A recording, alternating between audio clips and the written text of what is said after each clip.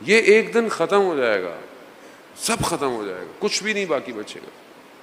روز محشر ہوگا، انسان اس کی بارگاہ میں کھڑا ہوگا، وہاں خدا سوال کرے گا، میں نے فرصت دی، تمہیں زندگی دی، ہر نعمت کا سوال ہوگا، ہر نعمت کا سوال۔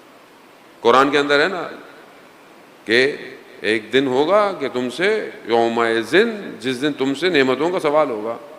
قرآن کی آیت ہے، راوی امام جعفر صادق علیہ السلام کی خدمت میں آیا،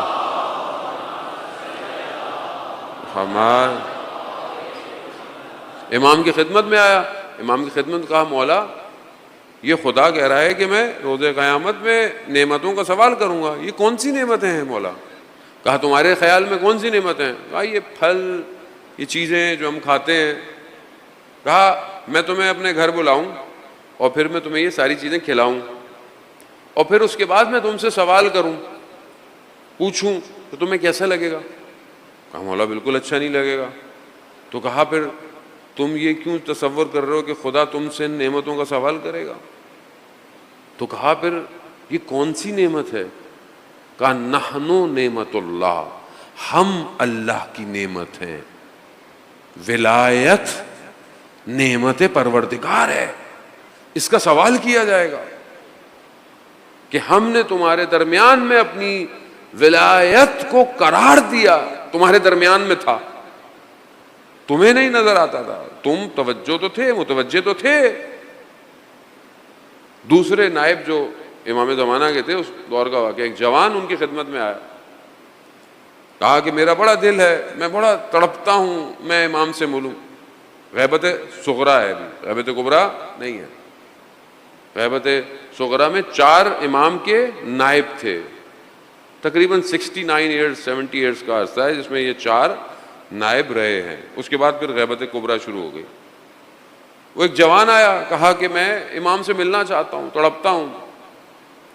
تو اس نے بہرحال کہا کہ غیبت کا فلسفہ یہی ہے کہ امام سب سے مل نہیں سکتے، مگر تمہارا ارادہ، تمہاری نیت، تمہارا تڑپنا، تمہیں اس کا اجر عطا ہوگا۔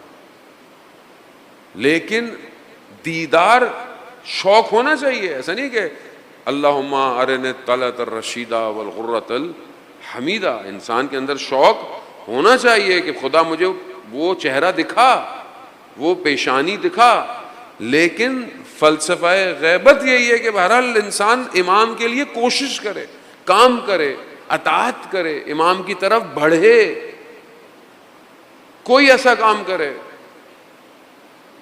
بہت سارے علماء بیان کرتے ہیں، آیت اللہ بہجت بھی کسی سے بیان کرتے ہیں کہ مطلب کہ ایک عالم دین سے کہ ہم اپنے بابا کو اکثر دیکھتے تھے، بہرحال وہ عبادت بہت کرتے تھے، لیکن کبھی کبھی ہم دیکھتے تھے کہ وہ 2 زانو ہو کے بیٹھے رہتے تھے بڑے ادب سے۔ تو ہم نے ایک دفعہ اپنے والد سے پوچھا کہ آپ بعض اوقات ایسے کیوں بیٹھتے ہیں جیسے بہت مؤدب ہو گئے؟ کہا میں اپنے آپ کو امام زمانہ کے سامنے حاضر سمجھتا ہوں، حاضر سمجھتا ہوں۔ اگر امام جو ہے وہ امام کے پاس 2 دن ہفتے میں، بعض اوقات ایک بھی ہے 2 دن، ہمارے اعمال امام کی خدمت میں پیش ہوتے، تو ہم امام کو کیا دے رہے ہیں؟ یہ ہمارے اوپر ہے ذہن موت۔ کسی نے آیت اللہ سید بحر العلوم، بہت بڑے عالم دین تھے نجف کے، پوچھا کہ کیا امام سے ملاقات ہو سکتی ہے؟ اب سید بحر العلوم بہت بڑے عالم دین تھے، تو انہوں نے کہا اپنے شاگردوں کو، بہرحال خاص شاگرد تھے ان کی خدمت میں، کہا کیسے ممکن نہیں کہ جب خود بحر العلوم کو امام نے اپنے سینے سے لگا کر علم منتقل کیا ہو۔ وزان محترم، خوب امام ہیں، آپ کا ایمان کتنا مضبوط ہے؟ امام کا کام کیا ہے؟ خدا کا نظام حاکم کرنا ہے، اپنا نظام کسی کا نہیں ہے۔ امام حسین کیوں آئے تھے؟ اللہ کے نظام کے لیے۔ امام حسین نے قربانی کیوں دی؟ اللہ کے۔ آج امام حسین کا ذکر پوری دنیا میں کیسے ہو رہا ہے؟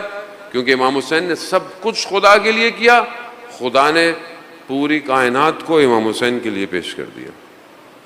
اس میں میرا آپ کا کوئی کمال نہیں ہے۔ امام زمانہ بھی آخری نمائندے ہیں، اللہ کی طرف سے حکومت ہے، مجھے اور آپ کو اپنا کردار ادا کرنا ہے، بس سمپل اتنی سی بات۔ اب آپ کی مرضی ہے آپ کیا کرتے ہیں، پروفیشن آپ کا کیا ہے، ایجوکیشن آپ کی کیا ہے، کس طریقے سے۔ ہمیں آپس میں متحد ہو کر امام کی طرف بڑھنا، آپشن کوئی نہیں ہے۔ دشمن اپنے آخری حربوں پہ آ گیا ہے، وہ نہیں چھوڑے گا۔ وہ آپ بولیں کہ نہیں جنگ رک جائے، تھوڑے دن یہ ہو جائے وہ ہو جائے، اس نے نہیں ختم کرنا، وہ نہیں بیٹھے گا۔ وہ دشمن ہے، وہ ابلیس ہے، اس نے ابلیس ان کے پیچھے ہے، ابلیس نے خدا کی بارگاہ میں مہلت مانگی ہوئی ہے۔ وہ کبھی فرعون کی صورت میں، کبھی نمرود کی صورت میں، کبھی شداد کی صورت میں، کبھی یزید کی صورت میں، وہ ہر صورتوں میں آئے گا۔ آج آپ کے سامنے امریکہ اور اسرائیل کی صورت میں خود جبریل ہے۔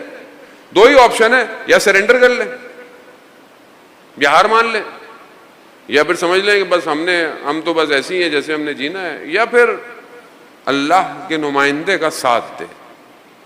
کربلا کا راستہ ہیہات منا ذلہ ہے،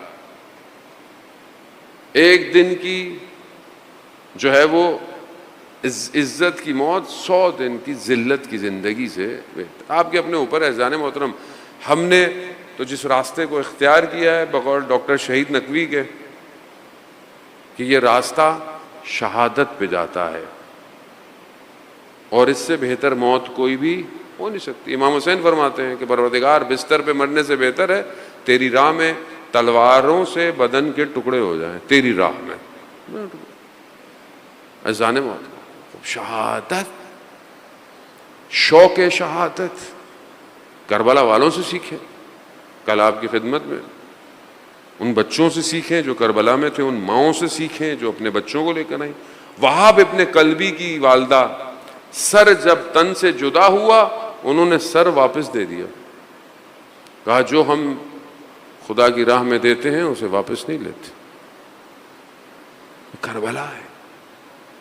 تو بہرحال آپ سے کوئی تقاضا نہیں کیا جا رہا، آپ گھبرائیں نہیں کہ آپ سے بولا جا رہا ہے اپنا سر، نہ، آپ کم از کم اپنی خواہشات کو تو مار دیں، اپنی آرزوؤں کو تو ختم کریں، اپنی نفرتوں کو تو ختم کریں، اپنے تفرقے تو ختم کریں۔ تو اس کو تو بہتر کر سکتے ہیں نا۔ ہم سے تو کوئی نہیں کہہ رہا کہ جا کر جو ہے اسرائیل سے جا کے لڑو، ہم سے تو کوئی نہیں کہہ رہا، تو کم از کم اپنے محاذ کو تو صحیح کریں، ہم معاشرہ تو صحیح کریں۔ جو شخص اپنے محلے کو صحیح نہ کر سکے اور وہ بولے اللہ جل امام آئیں گے، تو بھائی کہاں ہیں؟ آپ کی تو اپنی گلی صحیح نہیں ہے، سڑک صاف نہیں ہے۔ عزیزان محترم، ہم اپنے آپ کو بہتر کریں، اپنے آپ کو بہتر کریں۔ ظہور ہوگا اور انشاءاللہ ہوگا اور جلد ہوگا، لیکن ظہور کے بعد بھی تو ضرورت ہے۔ ظہور کے بعد لوگوں کی ضرورت ہے کہ نہیں ہے؟ جب پوری دنیا کے اندر ایک ہی حکومت ہوگی تو کام تو کرنا پڑے گا نا، تو اس کے لیے ہم کتنے تیار ہیں؟ کربلا یہی داستان ہے۔